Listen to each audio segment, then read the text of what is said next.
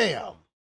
This video is going to show you how to get gold on the Dragon Trail Seaside track and earn you a total of 2 million credits in GT7. For this time attack, it's important to note that I'm using a controller and I'm using traction control 0, and all other assists are off, and I'm driving a manual transmission. I consider myself a somewhat average racer, so anyone can earn silver or gold on this trial with enough practice. This guide will highlight some of the areas of the time trial that I found tricky, and where you'll likely need to focus your effort in order to improve your time. This guide is broken into 3 parts: 1 lap with commentary, an overview of the course and key sections to focus on, and based on your feedback from the last guide, I've included a final lap in both road and chase cameras with no commentary for you to use as a reference if needed. Alright, let's get into the trial. So one thing to note on this particular time trial is that the track penalties are pretty loose, meaning you want to use that to your advantage and use the shoulders and braking areas as much as possible to improve your time. So for this trial, I took the GT-R. It's incredibly stable on this track and it's pretty forgiving. And like I mentioned, you can run this on traction control 0. So we're full open on the straight. We're cutting the right corner where we can. This is your first visual cue. We're going to brake at about the 120. As you can see here, we're just starting to apply the brakes. We're now starting to gear down, gear 3. Here is our track positioning as we come into corner number 1. Now I'm down into gear 2. I'm off the brake now, and I'm now just hitting the accelerator before the apex of the corner. And again, you're going to want to cut the inside of this next corner as well. If you cut it too much, you're going to get a bit unstable, so ensure that you just stay to the inside of the track border. So we're full acceleration out of the corner. And again, we're going to hug the left-hand side of the track here and just use all of the available space. So here's our next visual cue. It's that rock on the left-hand side. And this is an interesting corner. So here we are full speed over this corner, and you can actually cut the inside of this corner fairly well. And again, here's your track positioning. So same thing, we're going to hug the left-hand side. We're going to brake starting at this grass and sand border. So we're hard on the brakes. We're going to gear down into gear 2 to rotate the car. And this is one where you could probably carry a bit more speed if you didn't rotate down to gear 2 as quickly. But as you can see, here's my track positioning. I'm using all of the available track.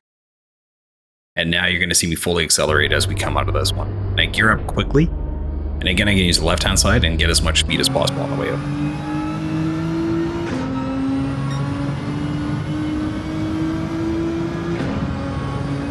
Here's our visual cue on the right-hand side. It's going to be a quick hit on the brakes. And I'm already off the brake, as you can see. And I'm applying acceleration around the corner. And you want to maintain as much speed because you've got a straight right behind this one. So this one is key. You don't want to brake too much, but you want to brake enough that you can rotate the car. This is another interesting one where you can actually take a fair amount of the track. Be careful on cutting the corner too much because you will get a penalty. And full speed out, shifting out, and full acceleration. Again, cutting the left-hand side. Here's your track positioning on the left. So we're full acceleration out now.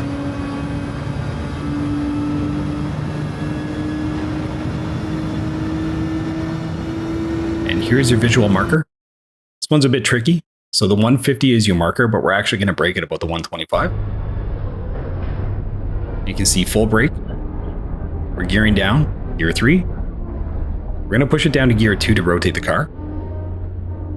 Now I'm off the brake. I'm on the gas already, just accelerating out. And we're full tilt, gearing up as we exit the corner so we can get as much speed as possible. And this is when you want to be a bit aggressive on this corner. Because again, you've got a bit of a straight ahead of you. We'll full power out. So the next part, I'm just going to show you how to position the car. So on this one, you want to cut as close as you can. And the reason is you want to set up for the chicane coming up. So barely cut that corner. And right here, here's your visual marker to start turning in. And you're going to see me rotate the car. Now, I don't lay off on the throttle. So this is a full power chicane. Again, I'm cutting the left curb. And watch how close the car is to the right-hand side here. So this is a tricky. You're going to have to take multiple stabs at this one. Basically, you want to be able to full power through the chicane. You can lay off on the gas a bit if you need to. The only issue is you are going to lose speed, and you'll probably lose roughly about, I don't know, 3/4 of a second or a second on this back straight, because again, it's a full power straight after this. So here's our visual cue on the left. I braked at the 100. I'd recommend everyone brake a bit earlier, like at the 110 or the 115.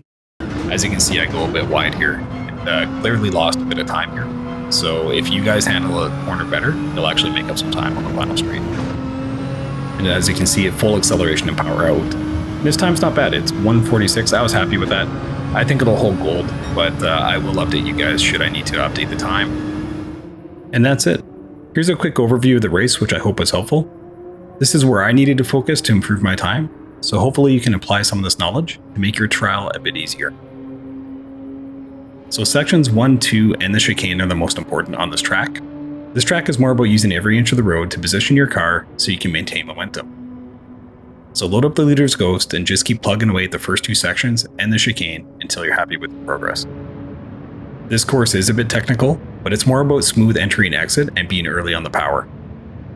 Section 2 is just about abusing the track limit, cut that corner and maintain full speed.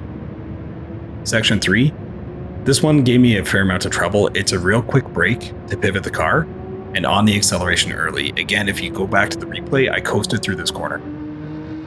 You'll lose considerable time on this section if you enter this section slowly, so you need to maintain your speed.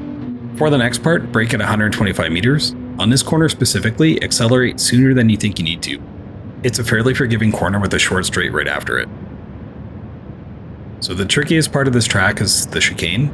So getting through the chicane is all about positioning. So you want to maintain minimal clearance on the entry corner and the wall, and that'll help you go full throttle through the chicane and keep your momentum.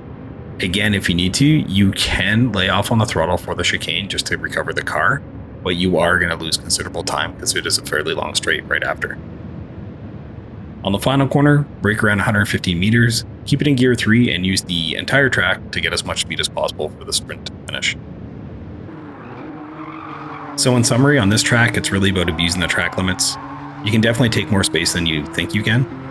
So get used to abusing corners early in your practice and it'll go a long way to helping you out long term. So I'm confident in the strategies mentioned in this guide, and should the gold medal time improve dramatically, I'll be sure to post an updated time in the comments below. I hope you find this breakdown helpful, and if you enjoyed these guides and feel that I've earned it, please like and comment below to help my channel grow. Thanks and take care.